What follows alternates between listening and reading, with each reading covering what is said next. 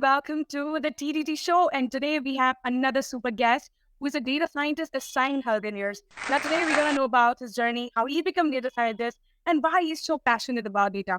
Let's know more from him. So, Sinjoy, would you like to introduce yourself to our Everyone. audience? So I'm Sinjoy Saha. So I'm currently a data scientist at Siemens Healthineers. So I've been working there since December 2021. It's been almost 2 years now. So yeah. Great. So now I would like to know more about your college life. So how you get into data science, from which you just started with data that I want to become a data scientist. Now I'm going to fully focus on coding skills. So where you started and how you end up becoming a data scientist. Yeah. So I am from an electronics and communication background. So I started learning Python actually in the first year itself. So I was passionate about computer science programming, participated in a couple of hackathons. So the main introduction to data science and machine learning, actually, I would say, was during my second year, third year-ish after my second year. So like everyone, I also started with some online courses, did some certifications from Coursera, all that. But slowly, how I started actually getting into the research side of it was doing some internships. So during our college time, I participated into a summer research internship that was more on the data collection side on a medical device part. So we built the embedded system that actually collects health parameters for patient. But then got more interested into the analyzing part of the data analytics, the data science part.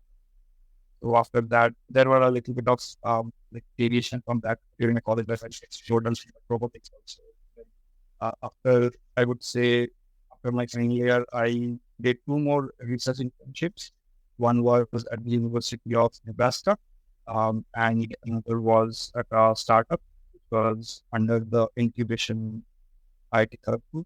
So in both of those were two different internships. One was in imaging, and the other one was in data learning. So yeah, I got a good experience like how to write research. So I published a few research papers in those, and then I got a good experience into how it works. Yeah, then I started working in Siemens side of things. So I already did some courses in NLP and imaging also. So my primary focus is in computer vision, image processing. So I started with the imaging project that was going. That was my basic introduction, how I got started. Yeah, I hope I'm audible. Internship and work experience as compared to in colleges. So there's something Indian college have to focus on to give more internship to people so that they can explore what they really wanted to do. Now I'd like to know like how the environment of a startup and the company is actually different. Definitely. People, because most of my viewers are of age like between 18 to 25, and so most of them are in college, so they want to know like how startups are different from the companies when we work for both of them. So if you can give us some insight. Yeah, definitely. So in startups, you have more responsibility, I would say. So basically, you get to learn a lot, but along with that, there comes a lot of responsibility also. So in a very short span of time, you'll be given a lot of work, and it's a very like the learning curve is very steep. But if you enjoy learning, that would be a great experience. I would suggest everyone if they can first when the startup route before moving on to a larger MNC.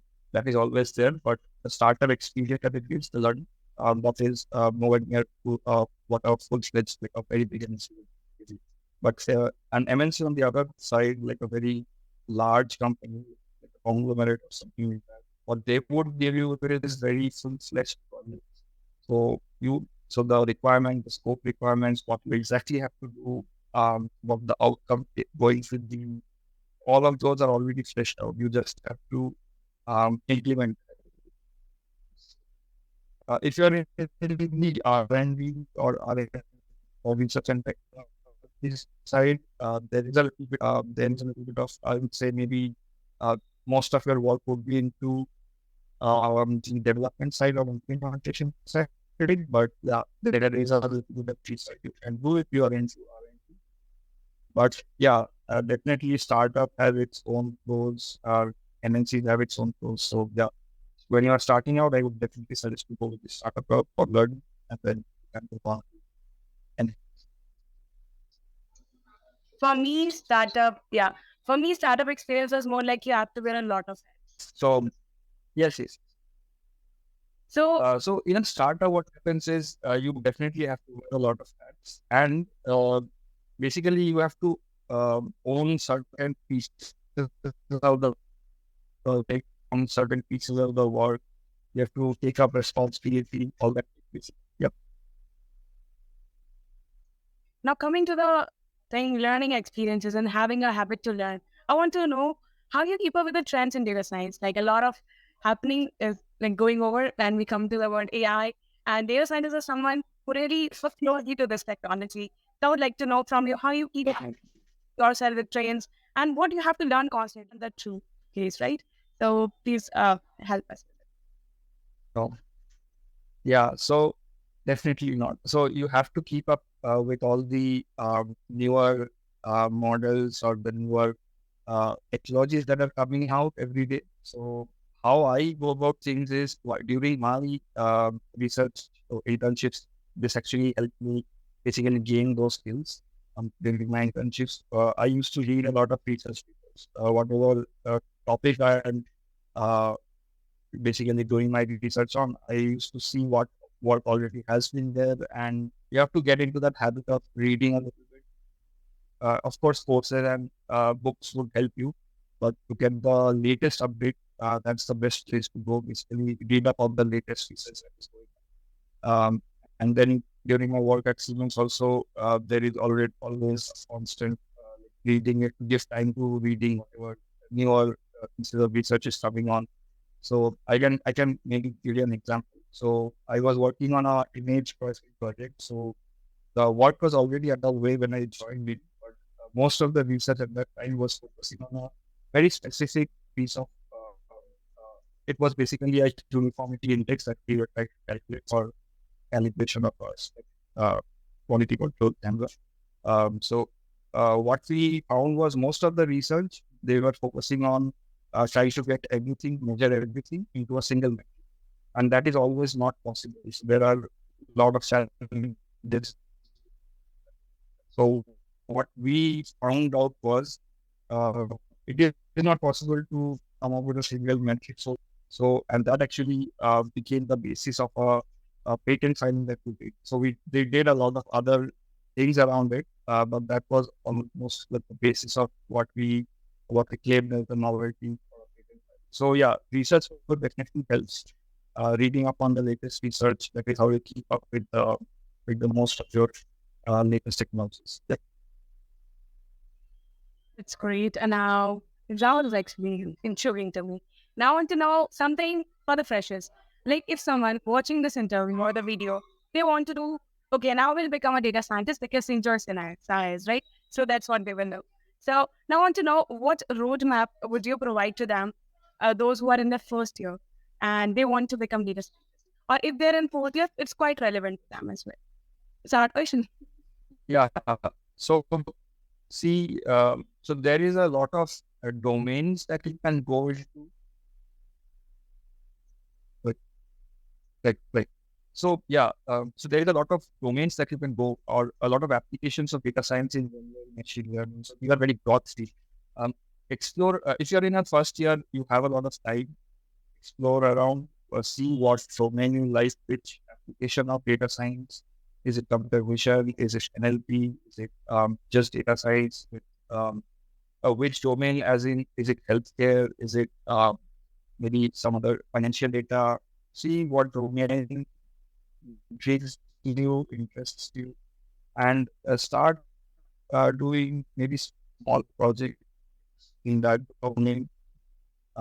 Get your hands dirty with drug data. There is a lot of open. You can go on to Kaggle. I would say Kaggle is a very good place to get open source data. Participate in competitions, hackathons.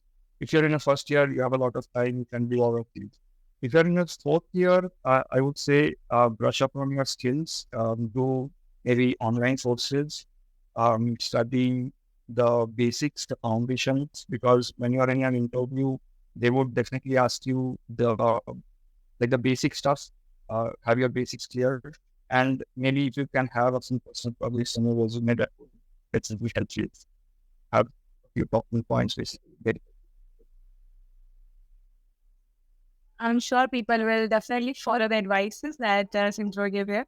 Now I want to know something apart from data science, like you were in a healthcare tech firm. I want to know, Yep. is there any importance of knowing biology as well? Like if you think, if I know some biology part, then it would be very helpful for me. Like I would be like a PCMB student or something. Is that something like start with it or not? Yeah. I would say you don't have to concentrate on learning biology because you never know which exact domain you would land up because so most of these healthcare companies have a lot of different aspects and if you start learning, so you have to do your MBBS and then MD maybe in pathology or something. So it's actually better to have a good grasp. Maybe you are doing, let's say, working for an imaging team inside a healthcare company. So have very good grasp on the imaging techniques, how imaging works, how they do transformations on images. Have your basics clear in that. Maybe learn the deep learning part of it also. Also, again, uh, with deep learning, it actually becomes a little bit easier, I would say. You can basically throw a lot of data at it, annotated data, of course, and the model kind of learns. But most of these companies, because it is healthcare and you're working with patient data, it's you're risking patients' lives basically, or lives in your hands. So uh, sometimes what happens is I want to know what is the future of data science, you think? definitely. So I think the data science jobs are here to stay because what I have been seeing in the industry is every day you get more and more problem statements to work on, and the hiring is still continuing. I think our team also. I see a lot of, not exactly in our team, but our adjacent tools. We see a lot of data science hiring. And with all of this new technology that are coming up every day, I think people are going to basically, if you are updated with the industry, updated with the technology, you are in your skills are in. So, yeah. Great. One thing I was thinking is that technologies may be a very modern term when we talk about human civilization. But one thing is that it is very shy to demonstrate. Like here, as we can see, we have a lot of network issues that are there. Where everything is working at my end is perfect, but still some issues is created. So when we demonstrate technology, it's kind of a shy. So I want to know, like, what do you think about technology where people saying replacing them? How much that sounds true to you? Like in 20 or 10 years. Yeah. So, see, uh, how I would say, like, deal with that is basically technology keeps coming. There is a hype cycle to everything. Some technologies stay for longer periods of time. Some are revolutionary, stays on for decades. The internet is one such thing. But with every technology, what happens is more and more jobs are created. So a few years back, the data science industry was not there. Right? There was no job title for data. But with every new technology, new job roles are created. Currently, like maybe even a year back, there was no job title for prompt engineer, generative AI. And now every day you see more and more jobs getting created. So there are definitely jobs created. There may be transition from one job role to the another. There may be older technologies that go on. So that is why it's important to keep yourself updated.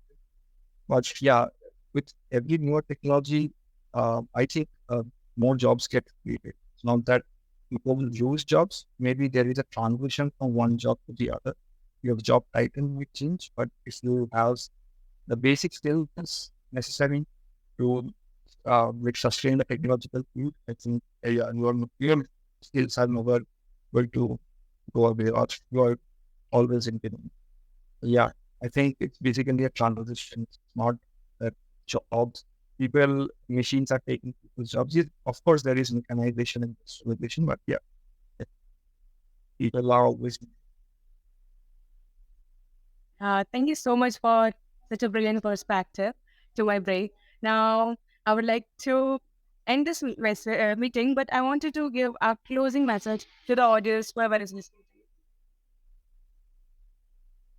Closing message again, I would say focus on the basics. Start learning the foundations of whatever field you want to be with. Start understanding the domain, and yeah, don't feel free to research, explore, um, study. I would say the future always brings newer and newer problems, things, and challenges. So yeah, I think. Uh, um, the next 5 years, I don't know what exactly the new technology will be, but whatever would come, I think it would be great. Yeah, happy studying everyone. Yes. Thank you so much for your time, Sinjoy. I really enjoyed our conversation, though it was a little bit current clumsy in between. Yeah, Amazing. Thank you so much for joining. thank you so much. Yeah.